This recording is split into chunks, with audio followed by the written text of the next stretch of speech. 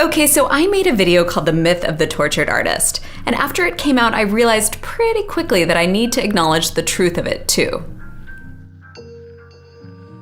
I stand by my statement that there is little to no conclusive research linking creativity and mental illness. Full stop. But I failed to address a few things, including that making art can be hard. Really hard. It can be born of great pain and suffering, and that is indeed the definition of tortured. There are tortured artists in the world, not only because some people lead tortured lives, whether or not they're artists, but because it's not easy to make good art. To find that small bit of ground where you can effectively communicate something of yourself to someone else, and do so using a bunch of marks on a page or gobs of raw material. Artist, author, and animator Christoph Niemann has very accurately described how difficult the creative process can be. And he's also illustrated the satisfaction that can come when the internal struggle is turned outward and transformed into something that can be shared. There are artworks that took months, years, or even decades to complete, the result of considerable hardship, toil, physical and psychological labor. And there are also artworks that unfold in a short period of time, appearing before our eyes with a few swipes of a silkscreen and lodging forever in our collective consciousness. Near the end of his life, Van Gogh could produce a painting in a day or two, as could American painter James McNeill Whistler, who admitted in court testimony in 1878 that it had taken him 1 or 2 days tops to create his now famous but then scandalously abstract work, Nocturne in Black and Gold. The Attorney General thought that was absurd, saying, "Oh, 2 days? The labor of 2 days, then, is that for which you ask 200 guineas?" To which Whistler responded, "No. I ask it for the knowledge of a lifetime." I bring this up because I think there's part of the tortured artist stereotype that we want to hang on to. Maybe because if an artist struggles over a piece, it's at least a modicum of validation for art being so expensive. If an artist anguished over something, wrested it from the dark recesses of their soul, or bled into the canvas, metaphorically or literally, then it might seem like a more valuable commodity, containing more actual work. But if an artist seems too happy or seems to be enjoying themselves too much, then maybe they're a charlatan, pulling the wool over our eyes, asking mind-boggling sums for art that wasn't that much of an inconvenience to create. But then again, we appreciators of art also respect skill and craft that Whistler reminds us can be built up over the course of a career. Matisse could describe a subject brilliantly with only a few lines, but that ability was honed, something he worked on diligently throughout his life. Likewise, Picasso is known for his progression of lithographs of a bull, starting out more realistic and with a high degree of detail, and then winnowing it down over the course of several prints into only the marks that are absolutely necessary. That's why we call art a practice, right? It's something that you work at, that gets easier and harder and easier and harder as you try new approaches and techniques and figure out ways of working that make sense for you. If you experience success, then you have to continually evolve too. It's stressful, and success, if it comes, is almost always fleeting. The most comforting advice I've ever read comes from John Cage's 10 Rules for Students and Teachers. Find a place you trust, and then try trusting it for a while. This is all to say that I don't blame artists who become tortured in this process. But the most important thing I fail to acknowledge is that art can convey many emotions and attitudes and experiences, including pain and struggle and difficulty. Art can give form to our worst, most wretched thoughts, ideas, feelings, and fears.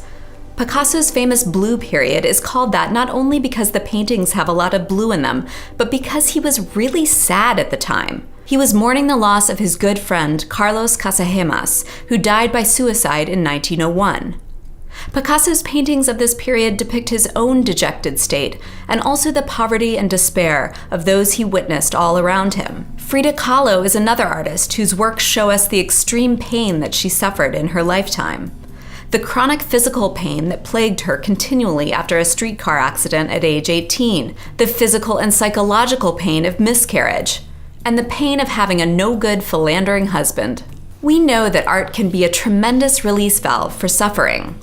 After the loss of 3 of his brothers, Tyree Guyton returned to the street he grew up on in Detroit in 1986. Finding it in ruins, he set about transforming it into a massive walk-through art environment designed to be enjoyed by the community. Louise Bourgeois wrote that making art, for her, was a form of therapy. She was very open in her life about the personal symbolism in her work, exploring her childhood traumas and exercising inner anxieties and demons. Bourgeois didn't make art for other people, calling the audience bullshit unnecessary. Her longtime assistants once explained, she's not sitting down to make art. She's trying to get through the day, and the art is the byproduct. Madge Gill didn't start to make art until her late 30s, after losing a son to influenza, giving birth to a stillborn daughter, and suffering a terrible illness that caused her to lose sight in one eye. She began to knit and write and create enormous volumes of drawings, some made at night in complete darkness, guided by a spirit she named Myrinerist. Hiroyuki Doi began making his circle drawings around 1985, after the sudden death of his younger brother and quitting his career as a chef. Doi has written that this repetitive, obsessive way of producing art gave him relief from the sadness and grief. Art is an outlet, capable of addressing our darkest, most secret thoughts, motivations, and desires, and that's one reason why people like it. It gives us a way to feel less alone in our darkness, to know that others have experienced it too, and that theirs looked like this, or felt like this, or sounded like this.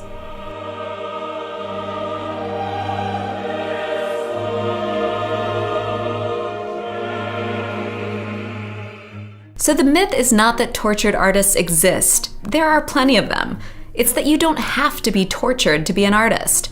Art is born of many states of mind, including curiosity, joy, appreciation, reverence, or even boredom. And art can do other things besides express inner states. It can share histories, reconsider histories, serve a master, support a cause, commemorate, provoke, frame landscapes, or reflect the world around it. And the interior experience of an artist isn't necessarily something we can tell by their art, or as part of the story or PR messaging behind their work. There is evidence that creativity and productivity take a nosedive when you're severely depressed or experiencing extreme symptoms of mental illness. The danger of the tortured artist myth arises when you neglect your mental health, or worse, consciously leave it untreated in order to be the suffering soul you think you need to be in order to make good work. Art can be an outstanding way to communicate that suffering, but only if you're A, alive, and B, well enough to see it through. For all the tortured artists out there, keep showing us what you got. We want to know about the dark places you've been. We want to see what helps you get out of it. And we want you to stay healthy enough in order to do that.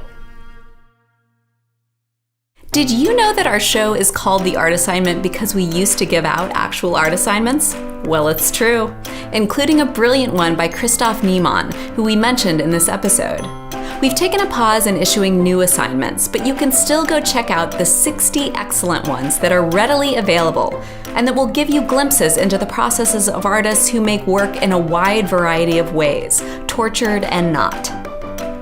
Thank you to all of our patrons for supporting The Art Assignment, especially Vincent Appa. Visit patreon.com/artassignment if you'd like to learn more about how you can support the channel.